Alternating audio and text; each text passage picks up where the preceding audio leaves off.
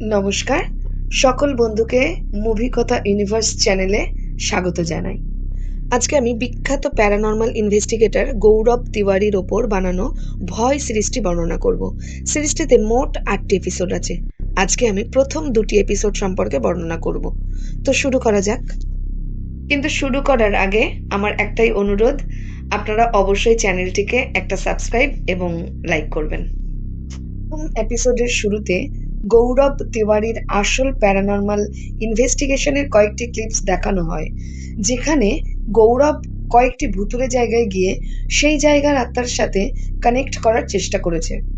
Series অনুযায়ী এর পরেই দেখানো হয় 2016 সালে 7ই জুলাই গৌরব তিওয়ারি মারা গেছেন, আর তার লাশটা দুজন পোস্টমর্টম করেছে। তারা ভালো করে পরীক্ষা করে বুঝতে পারে স্ট্র্যাঙ্গুলেশনের কারণে গৌরবের মৃত্যু হয়েছে, তবে গৌরবের গলায় একটা কালো দাগ আছে, যেটা স্ট্র্যাঙ্গুলেশনের ক্ষেত্রে হয় না। গৌরবের মৃত্যুটা খুবই রহস্যজনক, কিন্তু তবুও পুলিশ এই কেসটা আত্মহত্যা বলে বন্ধ করে দেয়। এরপরের কাহিনী অতীতে 10 বছর পিছিয়ে যায়, যখন গৌরব এইসব প্যারানর্মাল ইনভেস্টিগেশন শুরু করেনি। তো দেখা যায় গৌরব পাইলট হওয়ার জন্য লন্ডনে ট্রেনিংয়ে যাচ্ছে। যাওয়ার আগে সে তার বন্ধু পাগ্গির হাউস পার্টিতে যায়। সেখানে তার অন্য বন্ধুরাও ছিল। তো সেই পার্টিতে গার্ডেনে বসে গৌরবের বাকি বন্ধুরা প্ল্যান সেট করার জন্য উইজা বোর্ড নিয়ে বসেছিল। গৌরব আর পাগ্গিও ওদের সঙ্গে যোগ দেয়। এরপর ওরা সবাই মিলে পাগ্গির ঠাকুমা কুসুম কুমারী দেবীকে ডাকে।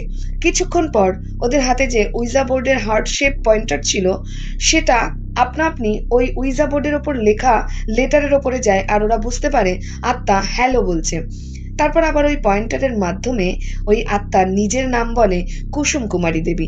তখন হঠাৎ করে গৌরব পজেসড হয়ে গিয়ে বলতে শুরু করে, কিন্তু ওর গলার আওয়াজটা একটু মোটা ছিল। যাই হোক, গৌরব বলে সেই বাড়ির মালকিন কুসুম কুমারী দেবী। তারপর পাগ্গিকে বলে সেই বাড়িতে পার্টি করে করে সুন্দর বাড়িটাকে খারাপ করে দিয়েছে, আর তার প্রিয় কাপের সেট যেটা পাগ্গি তার এক বান্ধবীকে দিয়েছিল, সেটা ওই ফ্রেন্ড ভেঙে দিয়েছে, এবং শেষে পাগ্গিকে চম্পু বলে ডাকে। গৌরবের বন্ধুরা খুব ভয় পেয়ে যায়, কিন্তু তখন গৌরব হেসে উঠে বলে সে মজা করছিল, কোনো আত্মা আসেনি। কিছুক্ষণ পর গৌরবকে পাগ্গি জিজ্ঞাসা করে সে কি সত্যিই মজা করছিল, নাকি সত্যি তার ঠাকুমার আত্মা তার শরীরে প্রবেশ করেছিল।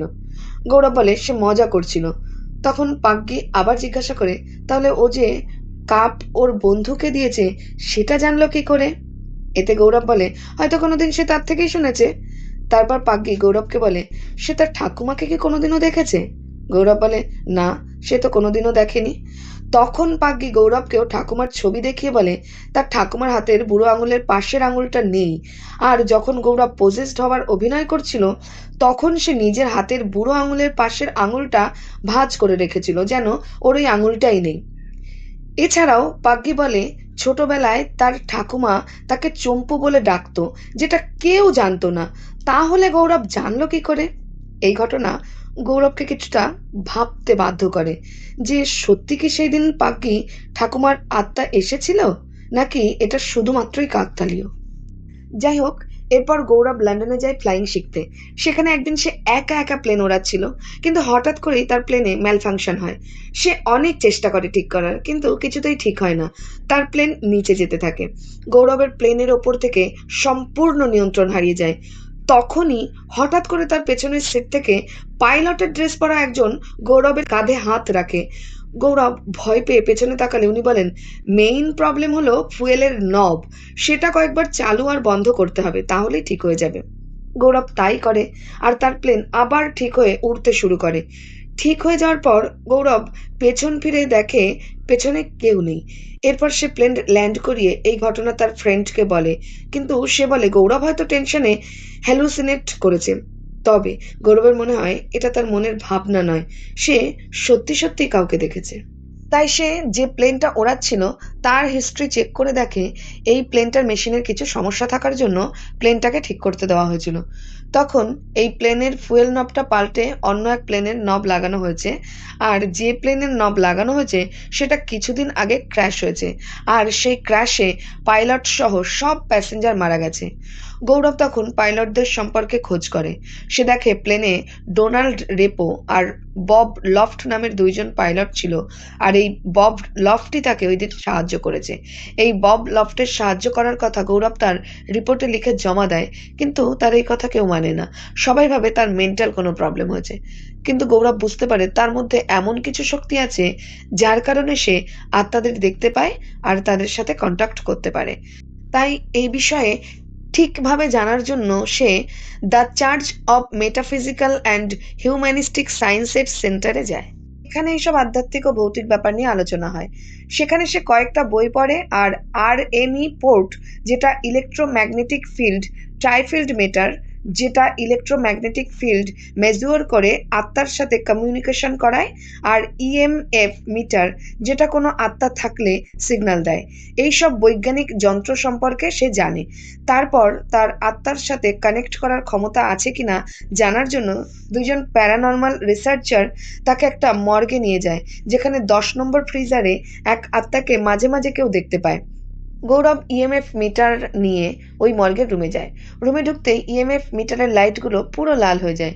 গৌরব এই কথা ব্লুটুথের দ্বারা বাইরে দাঁড়িয়ে থাকা রিসার্চারকে বলে, কিন্তু হঠাৎ করে ফোনের লাইন কেটে যায়। এরপর সিসিটিভিতে গৌরবের পেছনে এক মেয়ের আত্মাকে দাঁড়িয়ে থাকতে দেখা যায়, কিন্তু পরক্ষণেই সে গায়েব হয়ে যায়। এরপর গৌরব ওই 10 নম্বর ফ্রিজারের মধ্যে ঢুকে পড়ে, আর ওখানেই একটা মেয়ের ভয়ানক মুখ দেখে সে ভয় পেয়ে ফ্রিজার থেকে বাইরে বেরোনোর চেষ্টা করে, কিন্তু দরজা খুলে না। তখন সে নিজের ভয়কে নিয়ন্ত্রণ এনে মেয়েটার নাম ডেকে বলে সে তাকে সাহায্য করতে এসেছে। তখন ফ্রিজারের দরজা আপনা থেকে খুলে যায়। গৌরব বাইরে এসে এই ঘটনা ওই রিসার্চারদের বলে। তখন তারা বুঝতে পারে সত্যিই গৌরবের অ্যাবিলিটি আছে। এরপর গৌরব নিজের বাড়ি ফিরে গিয়ে তার বাবা মাকে বলে সে প্যারানর্মাল ইনভেস্টিগেটর হতে চায়। তার বাবা রাজি হয় না। তিনি গৌরবকে ফ্যাক্টরিতে জয়েন হতে বলেন, কিন্তু গৌরবের ফ্যাক্টরিতে মন লাগে না। সে একদিন খবরের কাগজে দেখে ছেলেদের হস্টেলের একটা রুমে একটা ছেলে আত্মার অত্যাচারে ঘর ছেড়ে পালিয়ে গেছে। গৌরব হোস্টেলের সেই ঘরে যায়। সেখানে সে গিয়ে দরজা বন্ধ করলে প্রথমে লাইট ফ্লিকার হয়। তারপর গৌরব জিজ্ঞাসা করে ঘরের ভেতরে কেউ আছে কিনা। তখন বাথরুম থেকে আওয়াজ আসলে গৌরব সেখানে গিয়ে বেসিনের সামনে থাকা একটা মিরর ক্যাবিনেটের সামনে দাঁড়ায়। তখন সে আয়নায় গৌরব নিজের পেছনে এক ভয়ানক আত্মাকে দাঁড়িয়ে থাকতে দেখে। সে ক্যাবিনেট থেকে লাল একটা জিনিস বার করে আয়নার ওপর একটা চিহ্ন এঁকে কিছু বলতেই যাবে, তখনই ওই হোস্টেলের মালিক পুলিশ ডেকে এনে ওকে ওখান থেকে তাড়িয়ে দেয়। যাই হোক, এর কিছুদিন পর গৌরব এই ইনভেস্টিগেশন করার জন্য নিজের একটা টিম বানানোর কথা ভাবে। সেই মতো সে ইন্ডিয়ান প্যারানর্মাল সোসাইটির সংক্ষেপে আইপিএস এর জন্য মেম্বার খুঁজতে শুরু করে। তার টিমে প্রথমে সে মেঘাকে নেয়, কারণ ইন্টারভিউতে মেঘা বলে তার এসবের ওপর অনেক কৌতূহল আছে, আর সে আত্মার সম্পর্কে জানার জন্যও তার বন্ধুদের সাথে অনেক কবরস্থানেও রাত কাটিয়েছে আর আত্মাদের অনুভবও করেছে। এর পরের সিনে বিক্রম আর দিশা নামে দুজনকে দেখা যায়। বিক্রম আর দিশা বিয়ের পরে একটা ভিলাতে রেন্টে থাকে। তো একদিন সকালে বিক্রম অফিসে চলে যায়। বাড়িতে শুধু দিশা আর তাদের পোষা কুকুর ব্রুনো ছিল। বিক্রম অফিসে চলে যাওয়ার পর দিশার কাছে একটা ফোন আসে। দিশা ফোন তুলে বলে বিক্রম বেরিয়ে গেছে, 10 মিনিট বাদে সে বেরোচ্ছে। কিছুক্ষণ বাদেই দিশা ব্রুনোর চিৎকারের আওয়াজ পায় ওপর থেকে। ওপরে গিয়ে দিশা দেখে ব্রুনোর খাটের তলায় শুয়ে আছে। দিশা তখন নিচু হয়ে ব্রুনোকে খাটের তলা থেকে বের করতে যায়, কিন্তু ওখানে ব্রুনোর পাশে ও একটা ভয়ঙ্কর মুখ দেখে যার চোখ দুটো জ্বলছিল। দিশা এটা দেখে ভয় পেয়ে চিৎকার করে ওঠে। এদিকে গৌরব তার আইপিএস এর জন্য আরেকজন মেম্বার খুঁজছিল। তখন রাজ ইন্টারভিউ দিতে আসে। রাজ শুধু ভালো ফটো তুলতে পারতো, কিন্তু এসব আত্মাতে ওর বিশ্বাস ছিল না। তাই গৌরব ওকে টিমে নিতে চায়নি, কিন্তু রাজ বলে ওর কাছে একটা কেস আছে, তাই ওকে টিমে নিলে ও এই কেসটা ওদের দেবে। তো রাজকে গৌরব নিজের টিমে নিয়ে নেয়। রাজ তখন ওদের দিশা আর বিক্রমের ভিলাতে নিয়ে যায়। ও ওদেরকে আগে থেকেই চিনতো। সেখানে গেলে বিক্রম বলে তাদের কুকুর ব্রুনো সারাক্ষণ তাদের ঘরের বড় জানলার সামনে দাঁড়িয়ে বাইরের তাকিয়ে থাকে, ওখান দিয়ে একটুও নড়ে না। সবাই মিলে তখন ব্রুনোর কাছে গিয়ে দেখে ও একইভাবে তাকিয়ে আছে। গৌরব রাজকে জিজ্ঞাসা করে ক্যামেরার ব্যাটারি ফুল কিনা। রাজ বলে পুরো ফুল। গৌরবের পর ইএমএফ মিটারকে জানলার কাছে আর একটা বেডের পাশে টেবিলে রাখে। তারপর বলে এইখানে যদি কোনো আত্মা থাকে তাহলে সে যেন তার উপস্থিতি বোঝায়। তখন জানলার পাশে রাখা ইএমএফ মিটার লাল সিগন্যাল দেয়। তারপর রাজের ক্যামেরার ব্যাটারি লো হয়ে যায়, আর মেঘা দেখে ঘরের আলাদা আলাদা জায়গায় আলাদা আলাদা টেম্পারেচার। তখন গৌরব বলে তাদের বাড়িতে কোনো আত্মা আছে, কারণ প্রথমত যে বাড়িতে আত্মা আছে সেখানে তাদের নেগেটিভ এনার্জির জন্য বাড়ির সমস্ত ইলেকট্রিক ম্যাগনেটিক জিনিস খারাপ হয়ে যায়। যেমন এই ঘরে ঘড়ি বন্ধ হয়ে গেছে, লাইট জ্বলছে না। দ্বিতীয়ত, সে নিজে আত্মার উপস্থিতি বুঝতে পারছে। আর তৃতীয়ত, মানুষের থেকে আত্মার উপস্থিতি পশুরা সবার আগে বুঝতে পারে, যেমন ব্রুনো বুঝতে পেরেছে। আর দিশা বলে সে একদিন রাতে ঘরে ঘুমোচ্ছিল, হঠাৎ করে ঘরের টিভি অন হয়ে যায়। ঘুম ভেঙে গেলে দিশা দেখে ব্রুনোর পায়ের চাপ লেগে টিভি অন হয়ে গিয়েছে আর টেবিল ল্যাম্পটা নিচে পড়ে গেছে। তারপর দিশা টিভি অফ করে টেবিল ল্যাম্প তুলে ব্ল্যাঙ্কেট গায়ে দিয়ে ঘুমিয়ে পড়ে। কিন্তু কেউ দিশার ব্ল্যাঙ্কেটটা নিচ থেকে টানে। দিশা ভাবে হয়তো ব্রুনো টানছে, কিন্তু দিশার মনে হয় তার পেছনে কেউ আছে। সে পেছন ফিরে দেখে কেউ নেই, কিন্তু সে সামনে ফিরেই তার সামনে একটা ভয়ঙ্কর মুখ দেখে চিৎকার করে ওঠে। তখনই ওর ঘুম ভেঙে যায়। দিশা বুঝতে পারে সে এতক্ষণ ঘুমিয়ে স্বপ্ন দেখছিল, কিন্তু ঘুম ভেঙে দেখে ওর টিভি অন রয়েছে আর ল্যাম্পটাও নিচে পড়ে রয়েছে। দিশা বুঝতে পারে না এটা কি করে সম্ভব। যাই হোক, এরপর গৌরব, বিক্রম সবাই এই ভিলার ওনারের কাছে যায়। ওনারকে বলে ওই বাড়িতে যে একজন আগুনে পুড়ে সুইসাইড করেছিল সে কথা আগে বলেননি কেন। তিনি বলেন অভিক দত্ত নামে একজন ওই বাড়িতে সুইসাইড করেছে ঠিকই, কিন্তু তারপরে তো কোনো সমস্যা হয়নি। আর এই ভূতের কথা তিনি বিশ্বাস করেন না। তখন গৌরব তাকে ওই বাড়িতে নিয়ে যায় বিশ্বাস করানোর জন্য। ওই বাড়িতে গিয়ে জানলার সামনে গৌরব গিয়ে বলে সে জানলা খুলে দিচ্ছে, অভিক যা বলতে চায় বলতে পারে। গৌরব ওই জানলাটা খুলে দেয়, কিন্তু একটা ফোর্স তাকে পেছন থেকে ঠেলা দেয় আর গৌরব জানলা দিয়ে পড়ে যায়। প্রথম এপিসোড এখানেই শেষ হয়ে যায়। দ্বিতীয় এপিসোডের শুরুতে 2025 সাল দেখানো হয়, যেখানে ইরেনকে দেখা যায়। সে একজন জার্নালিস্ট আর গৌরবের ওপর সে একটা বই লিখছে। সে গৌরবের টিমের সাথে দেখা করে, কিন্তু তারা ইরেনের সাথে ঠিক করে কথা বলে না। যাই হোক, এরপর অতীতে আবার দিশা আর বিক্রমের ঘটনা দেখানো হয়। তো গৌরবকে ওপর থেকে নিচে ফেলে দেওয়ার পরেও গৌরব বেঁচে যায়, কারণ গৌরব নিচে পড়েনি, সে ব্যালকনির সাথে ঝুলছিল। গৌরব বলে তাকে কেউ নিচে পড়া থেকে বাঁচিয়েছে। তার হাতে আঙুলের কালো ছাপও দেখা যায়। গৌরব বুঝতে পারে অভিকের আত্মা কাউকে হার্ট করতে চায় না, কিন্তু গৌরব এটা বুঝতে পারে না যে 2 বছর ধরে দিশা আর বিক্রম এই বাড়িতে আছে, তাহলে এখন কেন অভিক ওদের বিরক্ত করছে। এর কিছুদিন পরে ব্রুনো অসুস্থ হয়ে যায়। গৌরব ও তার টিম ওদের বাড়িতে যায়। সেখানে গিয়ে ওরা দেখে ব্রুনো যে জানলার সামনে দাঁড়িয়ে বাইরে দেখতো সেটার কাঁচগুলো ভেঙে টুকরো টুকরো হয়ে গেছে, আর ব্রুনো তার সামনে পড়ে আছে। গৌরব জিজ্ঞেস করে তারা ভেটকে ডেকেছে কিনা। বিক্রম বলে সে অ্যাম্বুলেন্স খবর দিয়েছে, অ্যাম্বুলেন্স রাস্তায় আছে, আসছে। তখন দিশার ফোনে একটা ফোন আসে। বিক্রম ভাবে অ্যাম্বুলেন্সের লোক ফোন করেছে, তাই ও ফোনটা ধরতে যায়, কিন্তু ফোনটা প্রচন্ড গরম হয়ে যাওয়ায় ও ধরতে পারে না। তখন গৌরব ফোনটা রিসিভ করে। যাই হোক, এরপরে ব্রুনোকে হাসপাতালে নিয়ে যাওয়া হয়। এর পরের দিন দিশা রান্নাঘরে কাজ করতে করতে ফোনে কথা বলছিল। তখনই হঠাৎ করে micro oven, mixer grinder, toaster, gas নিজে থেকেই অন হয়ে যায়। দিশা তখন দেখে ফ্রিজের দরজা খুলে একটা পোড়া হাত বেরিয়ে আসছে। দিশা এটা দেখে ভয় পেয়ে চিৎকার করে ওখানেই বসে পড়ে, আর মাইক্রোওভেনের গ্যাস বন্ধ হয়ে যায়। কিন্তু তখনই অভিকের আত্মা এসে দিশার কানে কি যেন বলে যায়, আর দিশা ওখানেই অবাক হয়ে চুপ করে বসে থাকে। এই ঘটনার পর গৌরব দিশার ভিলাতে আসে। তখন দিশা বাড়িতে একাই ছিল। গৌরব দিশাকে বলে সে কলকাতায় অভিকের বাবা মার সাথে কথা বলেছে ফোনে। তারা বলেছেন অভিক একটা মেয়েকে ভালোবাসতো, কিন্তু সে অভিকের প্রিয় বন্ধুর সাথেই অ্যাফেয়ারে জড়িয়ে পড়ে। এটা অভিক জানতে পেরে এই ভিলাতেই নিজের গায়ে আগুন দিয়ে আত্মহত্যা করে। গৌরব তখন আরো বলে যে দিশা আর বিক্রম এই বাড়িতে এসেছে 2 বছর হয়ে গেছে।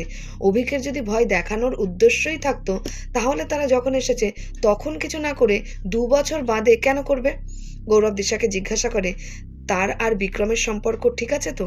মানে গৌরবের মনে হয় প্রথমে যখন দিশা বিক্রম এই বাড়িতে এসেছিল তখন হয়তো তাদের সম্পর্ক সুন্দর ছিল, আর তাদের খুশি দেখে অভিক কিছু বলেনি।